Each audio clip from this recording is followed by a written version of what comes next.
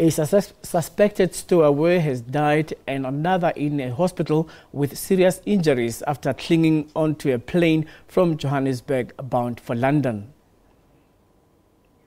The two men are understood to have been clinging onto a British Airways flight which came into London on Friday morning after an 8,000-mile journey from Johannesburg. The body of a man was found on the roof of a building in the area of Richmond, a few miles from Heathrow Airport. A post-mortem examination is underway. The other surviving man, believed to be aged 24, was found on the flight at 8:20 a.m. on Friday morning. He is now in a serious condition in hospital. Police believe they know his identity. However, they aren't officially linking the two men, but say that it's one of the line of inquiry. British Airways have described this as a very rare case. In 2012, 26-year-old man from Angola was found dead in London Street as he thought to have climbed inside a landing gear. All right, for more on that story, we are joined on the line live from the United Kingdom by our correspondent, Dan Whitehead, who is in the UK now. Dan, thank you very much for joining us. That's a pleasure. Yeah, what's the latest regarding the identification of the two stowaways? Well, the identification process is still underway. Just to clarify, this flight landed in the UK on Thursday morning, not Friday morning. It was at around 8:20 in the morning when police officers at Heathrow Airport discovered this man unbelievably alive in the wheel arch of this British Airways plane, which had flown overnight from Johannesburg. Now, the officers at Heathrow Airport say they do believe they know the identity of the man who was inside this wheel arch. He's understood to be 24 years old, as you say. They have not released that details yet, as I think they're still trying to contact next of kin.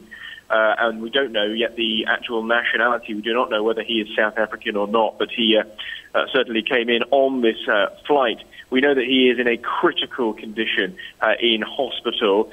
It is miraculous that he had survived this journey. Temperatures get down to below minus 60 degrees Celsius when a 747 jet of this type is making a journey of this nature.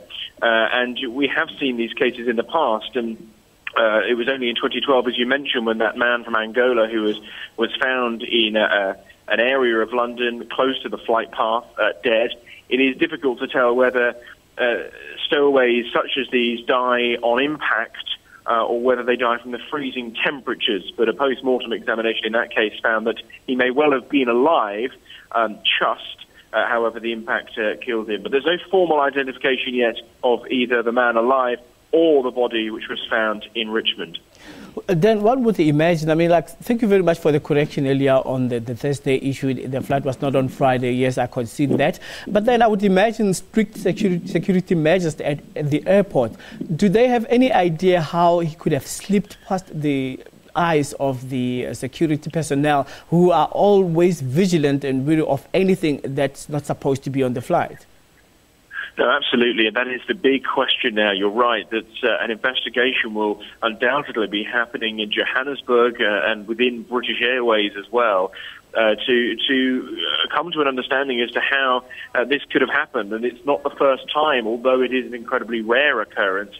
You have a situation here where people can get onto the tarmac and unbelievably under the wheel arch and then climb inside, and then once the plane takes off and the wheel comes back in, they are stuck inside there in conditions which must only be horrific for a very long flight indeed. As I say, 8,000 miles, around 11-hour flight there to the United Kingdom in temperatures, as I say, down to minus 60. But the investigation will be well underway, not only in South Africa, but also in London, and with the airline British Airways, who have said that they are working with the Metropolitan Police and relevant authorities to understand just how this could have been allowed to happen. All right, then before I go, I know it would sound speculative at the moment, but I mean, like, when we're talking about security measures, and of course we know that a country like Britain would be wary of terrorism attacks, and if somebody is able to hide himself on a plane that is about to take off and it lands with him on board, just like that, don't you think that they should be alarmed that there are loopholes in the security systems in the flights?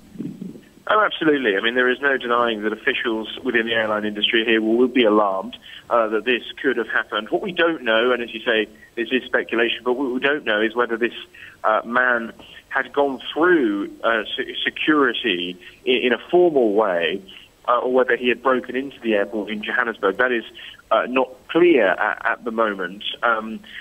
Both of which present serious challenges. Either way, this gentleman or the two men got airside. So, of course, this brings this is a far wider argument than just those arriving illegally into the United Kingdom. This brings into the argument of whether he could have had other items on him in a different incident. And that will all form part of a wider investigation which the authorities will now be undertaking. All right. Thank you very much for the update on that story, Dan. Thank you. Right. Dan Whitehead speaking to us live from London. And, of course, it's that time for us on PM News where we say, everywhere you go, always take the weather with you.